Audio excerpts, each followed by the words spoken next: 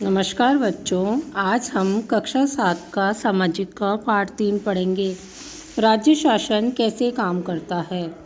पिछले वर्ष हमने ये चर्चा की थी कि शासन 3 स्तरों पर काम करता है: स्थानीय, राज्य और केंद्र। हमने कुछ विस्तार के साथ स्थानीय शासन के कार्यों के बारे में भी जाना था। इस अध्याय में हम ये जानेंगे कि राज्य स्तर पर शासन कैसे कार्य करता है। लोकतंत्र में राज्य का शासन किस तरह का किया जाता है। विधानसभा सदस्यों और मंत्रियों की क्या भूमिका है। लोग शासन के सामने अपने विचार कैसे रखते हैं या किसी कार्य की मांग कैसे करते हैं। हम इन प्रश्नों पर विचार करने के लिए स्वास्थ्य का उदाहरण लेते हैं। विधायक कौन होता है। उपरोक्त भाग में आपने पातालपुरम की कुछ घटनाओं के बारे में पढ़ा। आप शायद जिलाधीश, चिकित्सा अधिकारी जैसे अधिकारियों के नामों से परिचित होंगे, परंतु क्या आपने विधायक और विधानसभा के बारे में सुना है। क्या आप अपने क्षेत्र के विधायक यानी एमएलए से परिचित हैं। क्या आपको पता है कि वे किस पार्टी के हैं। विधानसभा के सदस्यों को विधायक कहा जाता है। MLA member of legislative assembly का संक्षिप्त रूप है। पातालपुरम में क्या हो रहा है, ये समस्या इतनी गंभीर क्यों है। आपके विचार से उपयुक्त स्थिति में क्या कदम उठाए जा सकते हैं या क्या किया जा सकता है और आपके अनुसार किसे ये कार्य करना चाहिए। आप इस बारे में क्या सोचते हैं। एमएलए का चुनाव जनता द्वारा किया जाता है, फिर वे लेजिस्लेटिव असेंबली के मेंबर यानी विधानसभा के सदस्य बन जाते हैं और सरकार बनाते हैं। इस प्रकार से हम कह सकते हैं कि विधायक जनता का प्रतिनिधित्व करते हैं। नीचे दिए गए उदाहरण से ये बात और अधिक स्पष्ट हो जाएगी। भारत के हर राज्य में एक विधानसभा है। हर राज्य कई निर्वाचन क्षेत्रों में बांटा हुआ है। उदाहरण के लिए यहाँ दिए गए जो मानचित्र है उसमें ये दर्शाया गया कि हिमाचल प्रदेश में 68 निर्वाचन क्षेत्रों में बांटा गया है। इस निर्वाचन क्षेत्र से जनता एक प्रतिनिधि चुनती है जो विधानसभा का सदस्य यानी विधायक बन जाता है।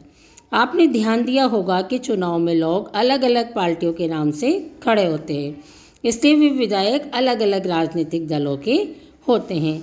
जो लोग विधायक होते हैं वे मंत्री या मुख्यमंत्री कैसे बन पाते हैं। जिस राजनीतिक दल के विधायक आधे से अधिक निर्वाचन क्षेत्रों से जीत जाते हैं, राज्य में उस दल को बहुमत माना जाता है। बहुमत प्राप्त करने वाले राजनीतिक दल को सत्ता पक्ष और अनेक सबको विरोधी पक्ष माना जाता है। उदाहरण के लिए हिमाचल प्रदेश की विधानसभा में विधायकों के 68 निर्वाचन क्षेत्र हैं।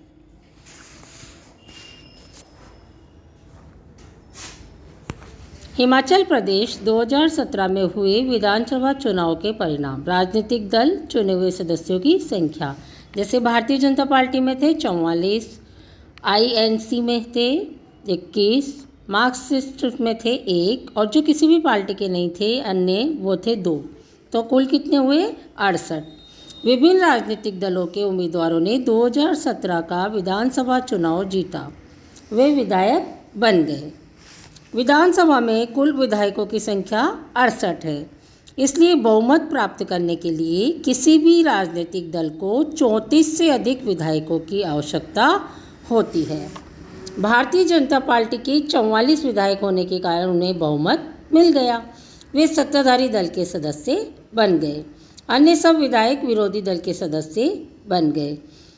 इस उदाहरण में इंडियन नेशनल कांग्रेस मुख्य विरोधी दल बनी, क्योंकि भारतीय जनता पार्टी के बाद सर्वाधिक विधायक उसी के थे।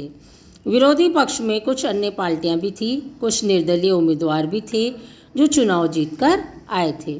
चुनाव के बाद सत्ताधारी दल के विधायक अपने नेता का चुनाव करते हैं, जिससे क्या बनता है, मुख्यमंत्री बनते हैं। इस उदाहरण में भारतीय जनता पार्टी के विधायकों ने श्री जयराम ठाकुर को अपना नेता चुना, वे मुख्यमंत्री बन गए। इसके बाद मुख्यमंत्री मंत्रियों का चयन करता है। चुनाव के बाद राज्य का राज्यपाल मुख्यमंत्री व अन्य मंत्रियों की नियुक्ति करता है। मुख्यमंत्री तथा अन्य मंत्रियों का ये दायित्व है कि वे शासन के विभिन्न विभागों और मंत्रालयों को चलाएं।